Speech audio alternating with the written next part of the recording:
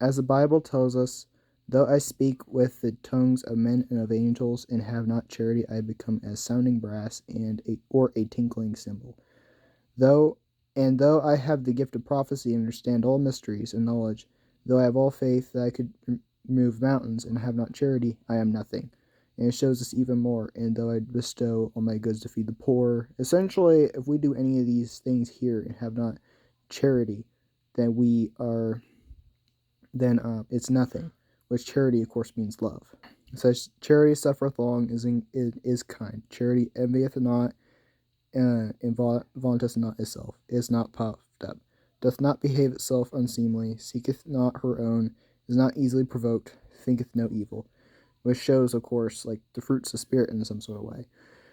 So I wanted to talk about what charity is, or what love is, what true love for God is. Because it says here, and now by faith, hope, charity, these three. But the greatest of these is charity, which, as Jesus told us, the greatest commandment is to love God with all our heart, mind, soul, and strength, and to love others as ourselves. But what does that necessarily mean? Well, when we also look at other things, like when Jesus told us to, if you love me, keep my commandments, that means it is showing us that as we love God, we love God in the way we keep His commandments, not just the way we feel towards God, but the way that we actually obey Him. You have another verse for this. For this is the love of God, that we keep His commandments, and His commandments are not grievous. So essentially, if we do all those different things, but yet we don't have true love for God, because the Bible tells us to love God with all our heart, mind, soul, and strength, and love others ourselves. We love God partially in the way that we, of course, love others, as it shows, because God even commands us to love others as ourselves. But basically, it commands us to love God with all our heart, mind, soul, and strength, not partially. So if we only do good for others and not so much for our own spiritual walk with Christ in obedience to Him, we're not truly following Christ.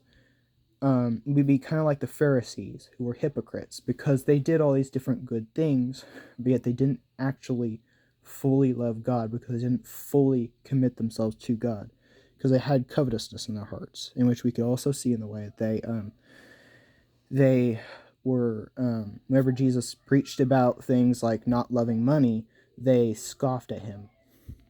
In which I do not remember the verse for that, but ultimately, about this altogether, I wanted to make this video to tell you that, and hope this video helps you.